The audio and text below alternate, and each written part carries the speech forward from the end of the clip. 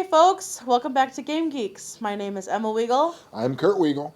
and today we will be talking about a single person RPG that I heard about sort of through the grapevine of social media called Thousand Year Old Vampire. Now, I when I heard single person RPG, I went, huh? Isn't that just writing a story?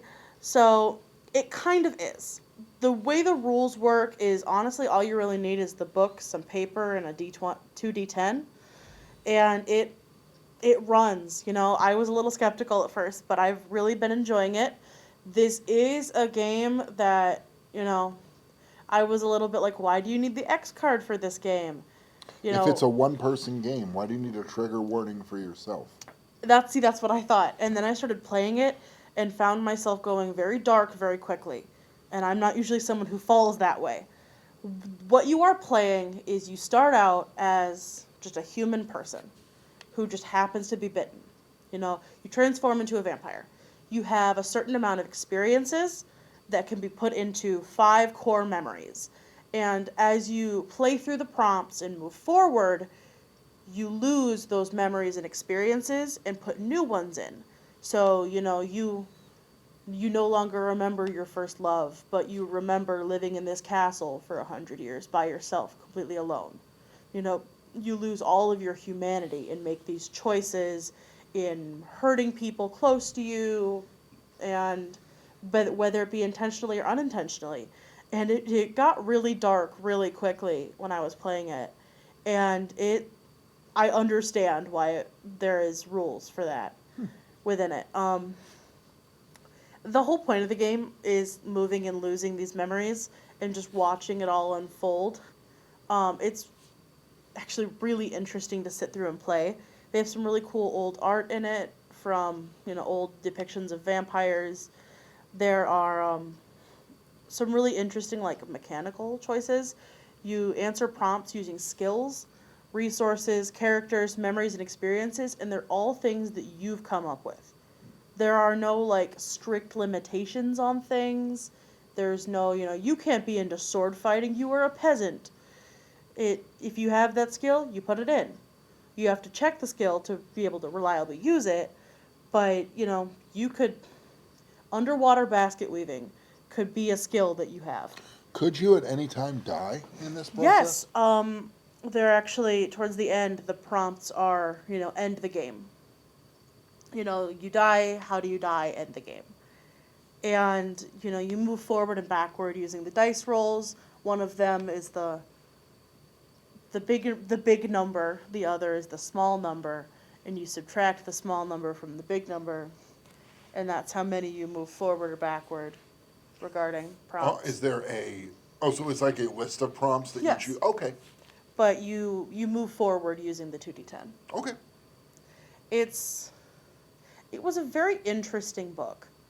I didn't know how much I was going to like it because I'm not usually into the whole vampires thing, but I found myself creating some very interesting, complex characters and being very sad watching them lose all of their humanity and semblances of themselves in just the vast sea of time.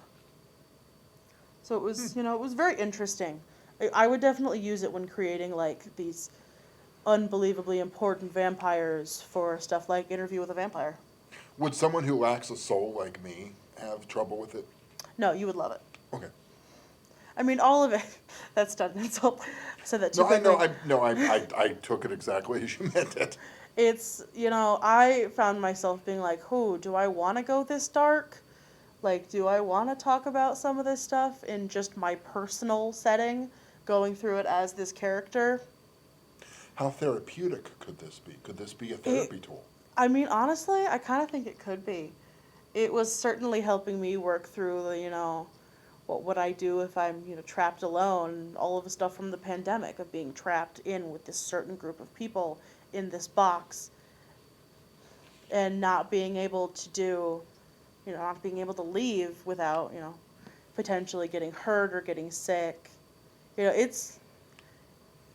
It was a very interesting book. If you're looking for something to do that just by yourself, hanging out, wanting to exercise the creative muscle, I would highly recommend it, especially if you're into horror stuff, because, obviously it's a horror game, but it also is nice that you can pause the gameplay whenever you need to and just be like, I really need to Google a lot about Turkish royalty for this one vampire. And you can just sit and go through 14th century Turkish royalty. Like, there's no, can we meet up next Tuesday? Oh, next Tuesday doesn't work for me. I can do the third Saturday 6 months from now. It's when you want to. Do you feel like that's how the Dungeons and Dragons movie should end? Yeah. Is like 50 minutes in, they stop it and go, all right, well, we can get together again in 3 months for 2 hours on a Wednesday. Yeah, that doesn't work for me. Damn it.